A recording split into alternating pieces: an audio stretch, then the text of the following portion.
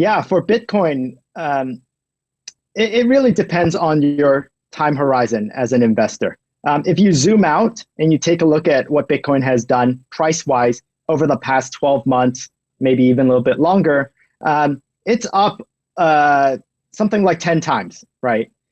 So it has come a long way already, and it's natural for Bitcoin to take a bit of a breather, have a little bit of a price correction here and there.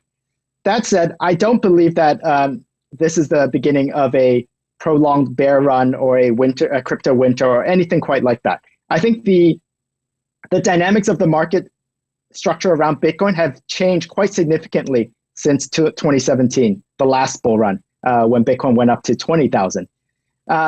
Most notably is if you zoom out and you take a look at some of the participants that have entered the Bitcoin space, a lot of these participants are some of the biggest financial institutions in the world, right? You have the likes of State Street, JP Morgan, BNY Mellon, Visa, PayPal. These are some of the largest organizations that have taken years to take a look at the technology, the trend, and the adoption of Bitcoin, and have gotten comfortable with it over the last 6 months.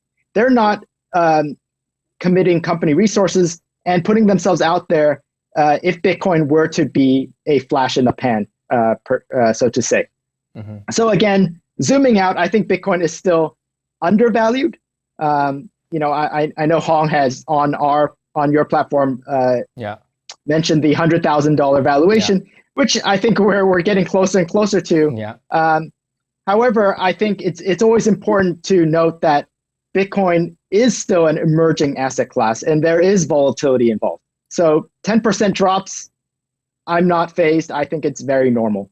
I remember she first said that to me in November 2020, around November, yeah. I think at the time, Bitcoin was trading around $26,000 or $30,000. It had just breached its previous all-time high in 2017. Right. And then I asked Han to come on the show, and a lot of my personal friends didn't believe that call. Actually, they're like 3 times in a year. It's a bit outrageous, but we're getting closer, as you said.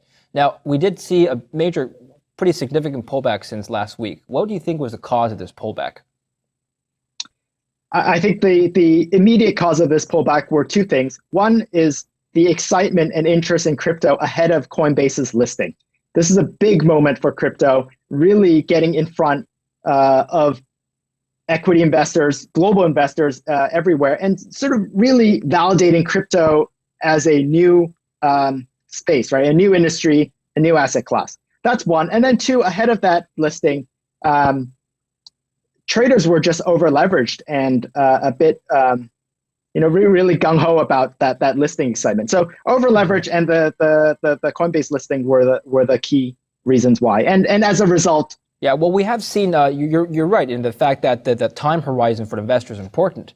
And so long term, you could still be bullish, but short term, we have seen Bitcoin in shorter term horizons correct by 50%, even 70% on some occasions in the past. Would you say that kind of volatility profile is still normal? Is that still possible right now? I would be very skeptical of the possibility of a drawdown as large as that today. Mostly, again, back to sort of the market structure and the participants in the industry, in the market today.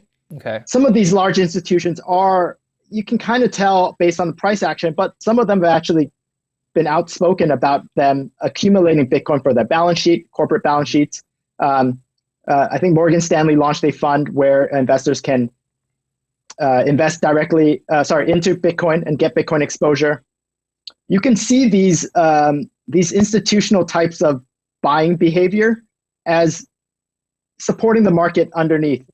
When there is a dip, we do see both on our platform, but also broadly in the market, that these players come in to pick up Bitcoin on the cheap, basically. Yeah. So that's my I don't think a large drawdown like a 50% or 70% is likely.